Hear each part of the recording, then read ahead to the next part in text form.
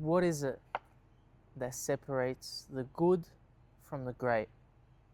What is it that separates good enough to greatness?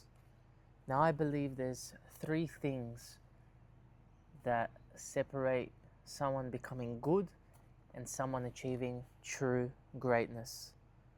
And these three things, they might not seem extravagant or complicated, and that's the point. Because greatness is not in the complicated things or in the extravagant routines. It's in doing the simple things right every single day. Give me 10 minutes of your time and I'll explain to you how you're going to go from good to great with these three things. Now, the three things that I think separate a man from becoming good at something to absolutely great: attention to detail, obsession to improve at their craft, and a delusional self-belief. Now, I'm going to talk about these three things individually and touch on them and analyze them a bit more elaborately and thoroughly in this video. Now, the first one I mentioned, attention to detail. All the greats had an attention to detail to their craft, looking at the small things and optimizing everything so everything is working to its maximum capacity. You can go through Rockefeller, Nikola Tesla, Cristiano Ronaldo, LeBron James, Lionel Messi, all the greats. At whatever skill or craft, it's all about attention to detail.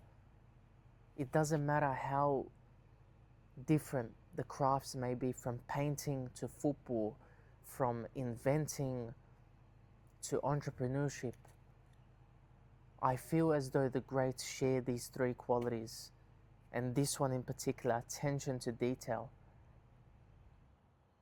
It's sort of a perfectionism, but it's a more loose perfectionism because perfection doesn't exist.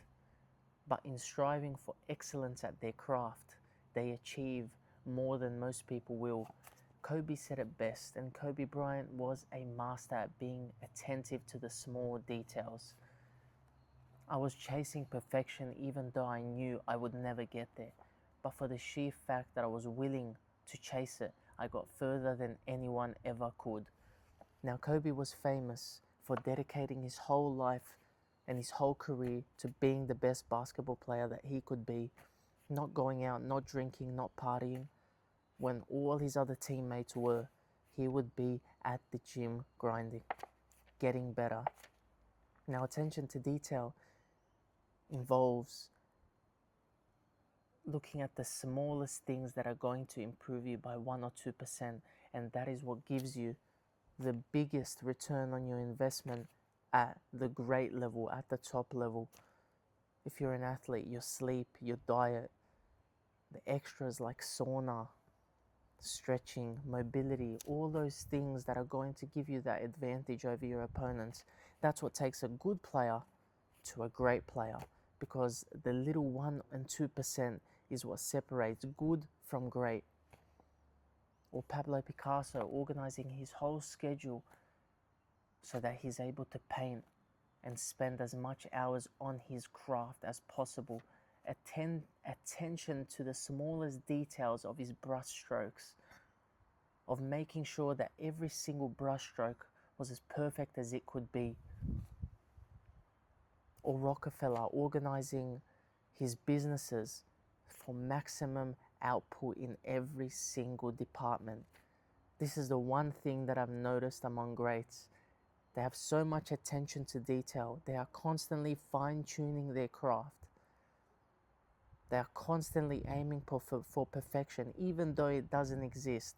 But for the sheer fact that they aim for perfection, they get further and closer than anyone who ever could, because for the sheer fact that they were willing to aim for perfection. Now, the second thing I've noticed amongst the greats is they all had an obsession for improvement. Not an obsession per se for perfection or an obsession for being mistake-free, They had an obsession to improve, an obsession to get better every single day, an obsession to be better than they were yesterday. And that's the obsession that you need to have if you want to go from good to great.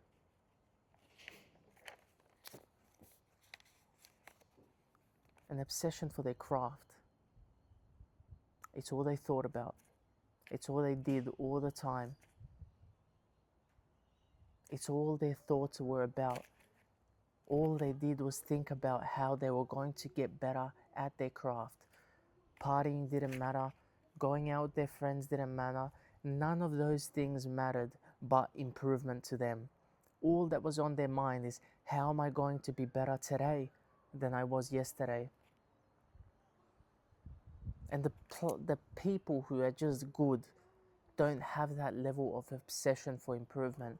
They might want to improve for 1 or 2 or 3 days or a month, but that constant burning desire to be better than they were yesterday is not as clear as in the greats, as in the people who achieve greatness. Because to get greatness, you have to have an obsession for improvement, an obsession to constantly improve yourself.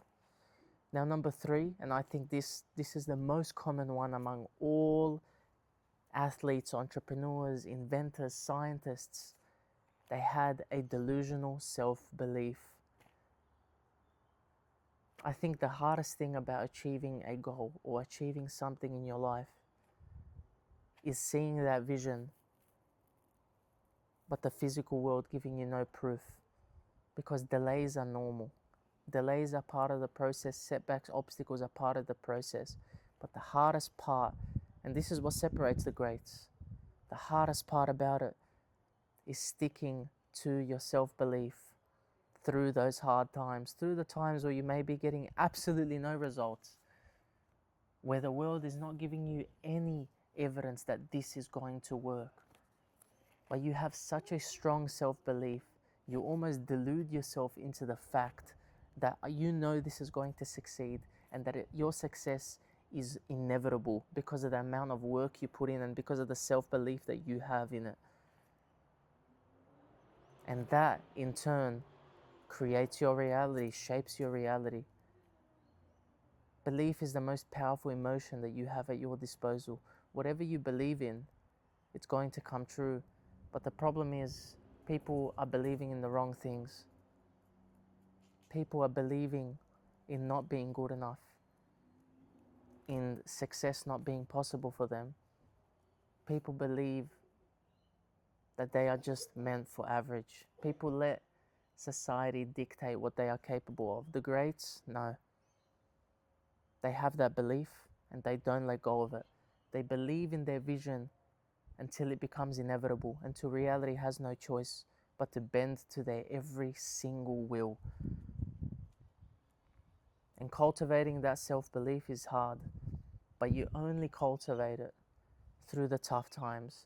Use the tough times and setbacks and obstacles to strengthen your belief, to strengthen your vision, because setbacks and obstacles are inevitable, but they don't mean that it's not working. They mean that you are on the right path. Now, these 3 things are the 3 things that I think separate the people who are good enough to the people who are great. I hope you did enjoy this video.